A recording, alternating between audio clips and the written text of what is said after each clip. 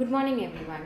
My name is Dr. Mansi Jain, and I'm a consultant psychiatrist at Manarogya Psychiatry Clinics, Borivali.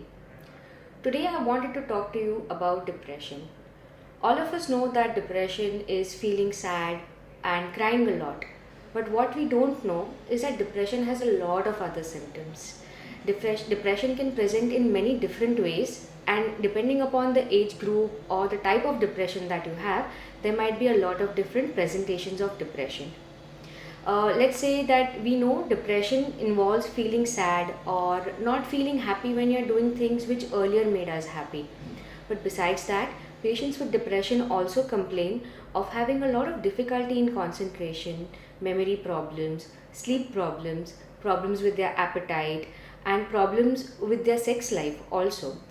Patients with depression may also complain of a lot of negative thoughts, being unable to change their thoughts or stop thinking about one thing, and they constantly think about one thing. It's called as ruminations.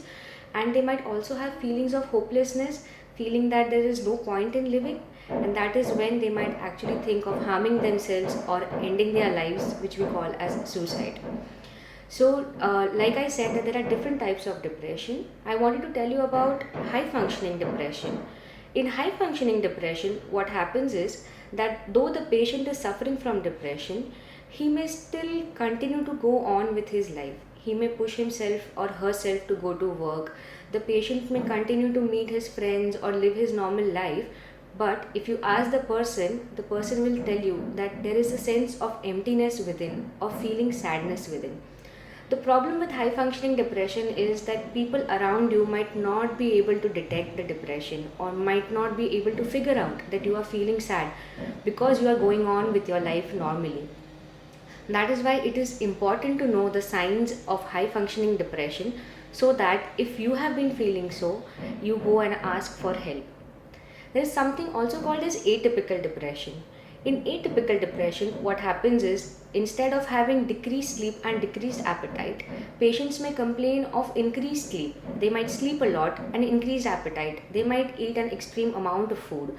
What happens is generally when people see such patients, they might think that this can't be depression. If you're eating so much, if you're sleeping so much, you can't be depressed. You are just lazy. So it is important to know this that depression can sometimes present in such unusual ways also. When we see adolescent depression or depression amongst teenagers, instead of feeling sad or complaining that I am feeling sad, teenagers will generally present with irritable mood. They will be very cranky, keep getting into fights.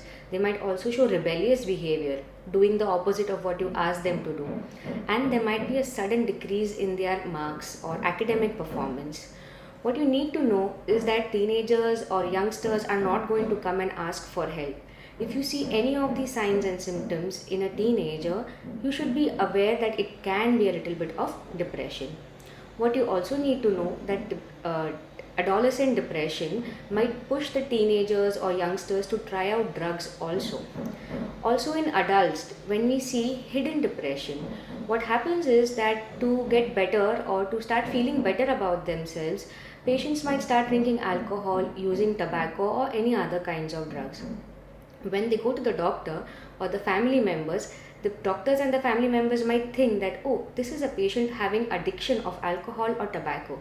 What they don't understand is there is an underlying depression which is making the patient take alcohol or tobacco or any other kinds of drugs. So if you see somebody suffering or struggling with addiction, keep in mind that they could also be suffering from depression. Lastly, grief, sadness and depression are three words we use very loosely and very interchangeably. But we need to know the difference between the three of these also. Grief refers to feeling sad when there is the loss of a loved one. It could be the death of a pet, death of a family member, or relationship ending. In such cases, though there is extreme feeling of sadness, it is a normal reaction. We expect the person to be sad and grieve the loss. It passes away with time, and what we see in grief reaction is that even though you might continue to miss your loved one, you will be able to move on with your life after a point of time. Sadness, on the other hand, is a normal emotional reaction which all humans have. All of us feel sad from time to time. There is nothing wrong with feeling sad.